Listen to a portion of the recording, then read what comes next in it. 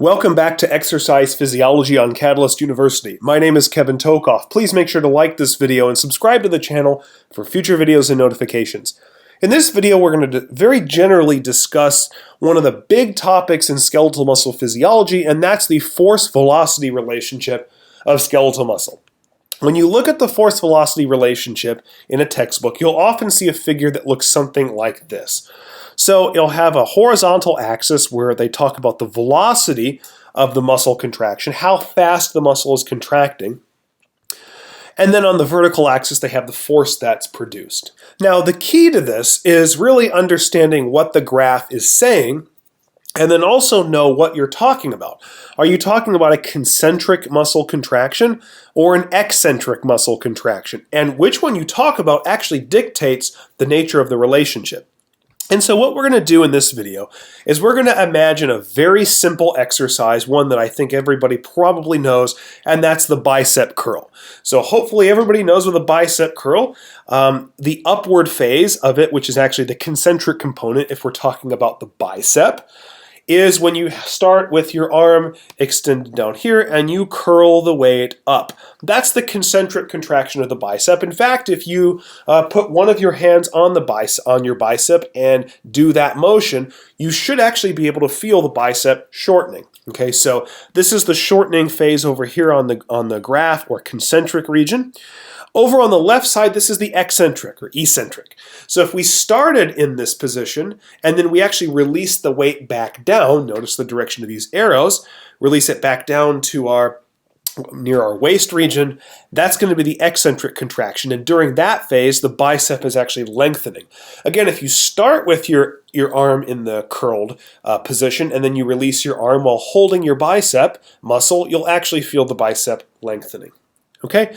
And again, depending on whether we're talking about concentric or eccentric contractions, the nature of the relationship between force and velocity is going to change. So, first of all, velocity is talking about how fast the muscle is shortening or lengthening, the rate that it's changing length, okay? So if you did this, let's start over here on the concentric side. If you did the curl up very quickly, that would be obviously a high velocity, okay? The force on either case is how much force the muscle is actually able to produce, how much tension the force is able to produce. All right, let's talk about the concentric contraction first. First of all, I'll just go ahead and tell you ahead of time, it has an inverse relationship. So if you're lifting a lot of weight, as in you're going to have to apply a lot of force, so high amounts of force, then the velocity is going to be lower. It's going to be a slower contraction. Okay, so it's an inverse relationship. For concentric contractions, if you're lifting more weight, if your muscle's having to produce more force, then the rate of contraction is going to be lower. So more force, slower contraction. You can also say the reverse. If it's less force, it's a faster contraction. And actually, if you go into the gym, or if you can just find something at home to do this with, you can actually demonstrate this to yourself. And again, the bicep curl is the easiest way to do this. If you think of picking up a 5-pound dumbbell, for most guys, that's probably nothing. Pick up a 5-pound dumbbell and contract it up as fast as you can. You're going to be able to go up, up, up very, very quickly with that amount of weight. Now, with the same arm, pick up a 40-pound dumbbell, or 35, or something that's a lot heavier. Now try to curl that up as fast as you can.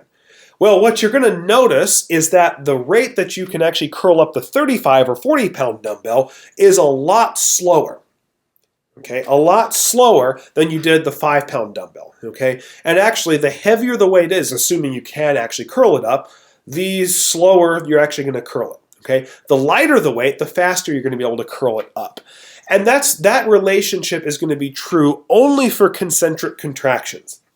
Okay, so for the bicep curl, it's actually curling the weight up, and we're specifically talking about the bicep. Okay, if we were doing tricep extensions, and we're talking about the concentric, that would be a tricep pull down, but the relationship is going to be the same. The more weight that you're pulling down with the triceps, the slower you're actually going to be able to do the lift. Okay, so higher force needed, lower rate, lower velocity. The less force needed, or a higher rate. It's going to be a faster contraction. Hopefully that makes sense. So that's the concentric side. Now we're going to look at the eccentric side, and this is a little bit confusing, so let me explain this. Over here with concentric, it was easy because we're on the positive side of the x-axis, okay? Positive velocities. But remember, this right here in my mouses, that represents a velocity of 0, which in fact is an isometric contraction, which we'll come back to in a minute. But as we go from here on my mouses to the left, we're getting more and more negative. If you just think about numbers you could see on this axis, you might have -5, -10, -15, -20, -25. The point is, as you go from 0 to the left, you're getting more and more negative, but the magnitude of the number is actually getting bigger, right? As you go to the left, the magnitude of the number on this axis is actually getting larger, okay? So what this graph is actually telling us is that as we need more force, as the force goes up, notice if we follow this, force is going up, the velocity is actually increasing. That is, the magnitude of the velocity is actually increasing. So eccentric contractions actually have the opposite relationship. For those, they're direct or proportional. That is, if you require more force, more tension by the muscle, you can actually do that contraction faster. A good way to demonstrate this, it's a little bit more difficult to feel, but it can be done. If you do the same thing, we get a 10-pound dumbbell versus a 40-pound dumbbell, and you start with it in this position right here, and then you release it. What you'll find is that actually the 40-pound dumbbell will actually be released down to this position more quickly, and the 10-pound dumbbell will actually be released down more slowly. So for eccentric contractions, the more force required by the muscle, the more tension produced, the faster the contraction actually is going to occur. We can also do the opposite. The lower the force exerted by the muscle during the eccentric contraction, the slower the contraction will be, the lower the velocity is going to be, okay? And just keep in mind, when we're on the eccentric side of this graph, as we move to the left, it's not getting smaller, it's actually getting larger in terms of the velocity because we're looking at the magnitude of the velocity. And I tried to indicate that here with the 1 negative sign, 2 negative signs, 3 negative signs. We're looking at the magnitude, okay? We don't really have to worry about that so much on the concentric side. But just to review those two concepts, with concentric contraction, higher force, lower velocity, it's an inverse relationship. For eccentric contractions, they're both either going up or both going down. Higher force, higher velocity, or lower force, lower velocity on the eccentric side. Now, if you look at this graph, we can go either direction. If we go starting here and approach a velocity of 0, what does a velocity of 0 mean?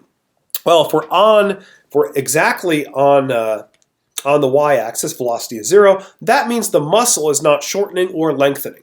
Now, if you imagine what that is, that's an isometric contraction.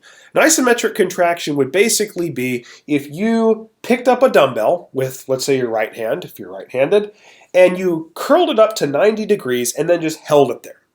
You just held your elbow at 90 degrees, and so you're just holding that weight right there in your hand, elbows not bending at all, it's just staying static. If you actually did that or held anything, it doesn't have to be a dumbbell, and just felt your bicep wouldn't be shortening or lengthening. So in that case, your bicep is in an isometric contraction. And in the case of this graph, the bicep isn't shortening or lengthening. Its velocity is 0. And so the weight's not going to move. The muscle's not going to shorten or lengthen. It just doesn't move. It's static. It's isometric. All right? All right, so hopefully you learned something in this video about the force-velocity relationship for skeletal muscle. Hopefully you understand that for concentric contractions, the relationship between force and velocity is inverse. If force goes up, velocity goes down, and vice versa. But for eccentric contractions, it's a direct relationship. If one goes up, the other goes up, or you could say if one goes down, the other goes down. And just be sure you understand that at an isometric contraction, the muscle does not lengthen or shorten, its velocity is 0. And so that would be just holding a weight static. Your joint doesn't move, the weight doesn't move, your muscle doesn't change lengths, okay? And so there's no net movement, but you're still holding the weight. Please make sure to like this video and subscribe to the channel for future videos and notifications. Thank you very much.